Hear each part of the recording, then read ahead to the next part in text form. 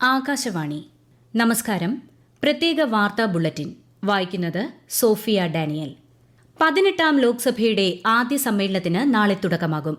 ലോക്സഭയിലേക്ക് തിരഞ്ഞെടുക്കപ്പെട്ടവർക്ക് pro tem speaker Bhartruhari Mahtab സത്യവാചകം ചൊല്ലിക്കൊടുക്കും. ബുധനാഴ്ചയാണ് സ്പീക്കർ തെരഞ്ഞെടുപ്പ്. വ്യാഴാഴ്ച രാഷ്ട്രപതി ദ്രൌപദി മുർമു പാർലമെന്റിന്റെ ഇരുസഭകളുടെയും സംയുക്ത സമ്മേളനത്തെ അഭിസംബോധന ചെയ്യും. രാജ്യസഭാ സമ്മേളനവും വ്യാഴാഴ്ച ആരംഭിക്കും. അടുത്ത മാസം 3 വരെയാണ് പാർലമെന്റ് സമ്മേളനം. രാജ്യത്തെ വെള്ളപ്പൊക്ക നിവാരണ തയ്യാറെടുപ്പുകൾ അവലോകനം ചെയ്യാൻ കേന്ദ്ര ആഭ്യന്തരമന്ത്രി അമിത്ഷായുടെ അധ്യക്ഷതയിൽ ഇന്ന് ന്യൂഡൽഹിയിൽ ഉന്നതതല യോഗം ചേർന്നു. കേന്ദ്ര ജൽശക്തി മന്ത്രി CR പാട്ടീൽ, ആഭ്യന്തര സഹമന്ത്രി നിത്യാനന്ദ് റായ്, വിവിധ മന്ത്രാലയങ്ങളിലെ സെക്രട്ടറിമാർ, ദേശീയ ദുരന്ത നിവാരണ സേനയിലെയും കേന്ദ്ര കാലാവസ്ഥാ വകുപ്പിലെയും മുതിർന്ന ഉദ്യോഗസ്ഥർ തുടങ്ങിയവർ യോഗത്തിൽ പങ്കെടുത്തു. ഉത്തരാഖണ്ഡ്, ഹിമാചൽ പ്രദേശ്, സിക്കിം എന്നിവിടങ്ങളിലെ അടുത്തിടെയുണ്ടായ മഴക്കെടുതികളുടെ പശ്ചാത്തലത്തിലായിരുന്നു യോഗം. കേരളത്തിൽ വ്യാഴാഴ്ച വരെ കനത്ത മഴയ്ക്ക് സാധ്യതയെന്ന് കേന്ദ്ര കാലാവസ്ഥാ വകുപ്പ്. കോഴിക്കോട്, വയനാട്, കണ്ണൂർ ജില്ലകളിൽ ഇന്ന് ചുവപ്പ് ജാഗ്രതാ നിർദ്ദേശം നൽകി. കേരള, കർണാടക, ലക്ഷദ്വീപ് തീരങ്ങളിൽ മത്സ്യബന്ധനത്തിന് പോകാൻ പാടില്ലെന്നും മുന്നറിയിപ്പുണ്ട്. നീറ്റ് UG പരീക്ഷ ചോദ്യപേപ്പർ ചോർച്ച കേസിൽ CBI FIR രജിസ്റ്റർ ചെയ്തു. വിദ്യാഭ്യാസ മന്ത്രാലയം നൽകിയ പരാതിയുടെ അടിസ്ഥാനത്തിലാണ് FIR രജിസ്റ്റർ ചെയ്തത്. ചോദ്യപേപ്പർ ചോർച്ചയുമായി ബന്ധപ്പെട്ട് രാജ്യത്തുടനീളം രജിസ്റ്റർ ചെയ്ത കേസുകൾ ഏറ്റെടുക്കുന്നതിനുള്ള നടപടികളും പുരോഗമിക്കുകയാണെന്ന് CBI അധികൃതർ അറിയിച്ചു. വിദ്യാർത്ഥികളുടെ ക്ഷേമവും ശോഭനമായ ഭാവിയുമാണ് NDA സർക്കാരിന്റെ മുൻഗണനയെന്ന് കേന്ദ്രമന്ത്രി ധർമ്മേന്ദ്ര പ്രധാൻ വ്യക്തമാക്കി. പരീക്ഷയിൽ ക്രമക്കേട് നടത്തുന്നവർക്കെതിരെ കർശന നടപടി സ്വീകരിക്കുമെന്നും അദ്ദേഹം പറഞ്ഞു. NDAയുടെ ഡയറക്ടർ ജനറലിനെ മാറ്റി. ISRO മുൻ മേധാവി K. രാധാകൃഷ്ണന്റെ നേതൃത്വത്തിൽ നീറ്റ് ചോദ്യപേപ്പർ ചോർച്ച അന്വേഷിക്കാൻ 7-അംഗ ഉന്നതതല സമിതിക്ക് രൂപം നൽകി. പരീക്ഷാ പ്രക്രിയ മെച്ചപ്പെടുത്തുന്നതിനും ഡാറ്റ സുരക്ഷാ നടപടിക്രമങ്ങൾ മെച്ചപ്പെടുത്തുന്നതിനും NDAയുടെ ഘടനയും പ്രവർത്തനവും സംബന്ധിച്ച് ഉന്നതതല സമിതി ശുപാർശകൾ നൽകും. NDAയുടെ നിലവിലെ പരാതി പരിഹാര പ്രക്രിയയും സമിതി വിലയിരുത്തും. ഛത്തീസ്ഗഡിലെ സുക്മ ജില്ലയിലുണ്ടായ സ്ഫോടനത്തിൽ മലയാളി സൈനികൻ ഉൾപ്പെടെ 2 പേർക്ക് വീരമൃത്യു. തിരുവനന്തപുരം പാലോട് സ്വദേശി വിഷ്ണുവാണ് വീരമൃത്യു വരിച്ചത്. CRPFൽ ഡ്രൈവറായിരുന്നു വിഷ്ണു. ഇന്ന് ഉച്ചയോടെ വിഷ്ണു ഓടിച്ചിരുന്ന ട്രക്ക് ആക്രമണത്തിന് ഇരയാകുകയായിരുന്നു.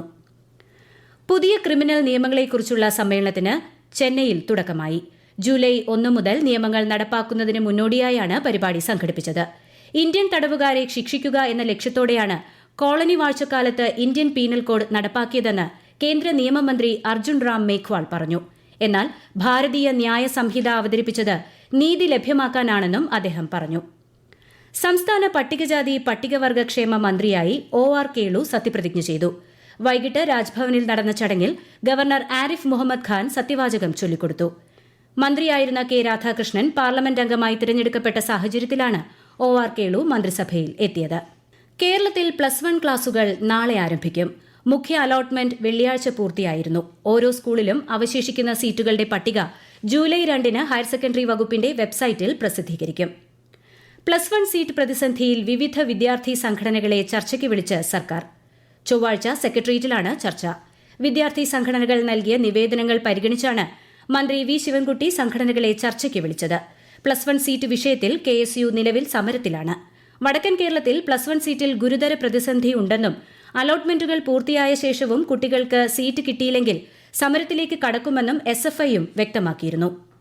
ഔദ്യോഗിക സന്ദർശനത്തിനായി വിദേശകാര്യമന്ത്രി S. ജയശങ്കർ UAEയിലെത്തി. UAE വിദേശകാര്യമന്ത്രിയുമായി തന്ത്രപ്രധാന വിഷയങ്ങളിൽ അദ്ദേഹം ചർച്ച നടത്തും.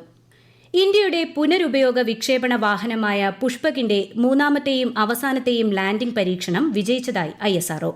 രാജ്യത്തിന് ഇത് അഭിമാന നിമിഷമാണെന്നും ISROയുടെ അശ്രാന്ത പരിശ്രമം ബഹിരാകാശ പര്യവേഷണത്തിൽ ഇന്ത്യയെ പുതിയ ഉയരങ്ങളിൽ എത്തിക്കുമെന്നും കേന്ദ്രമന്ത്രി പ്രഹ്ലാദ് ജോഷി സമൂഹമാധ്യമത്തിൽ കുറിച്ചു.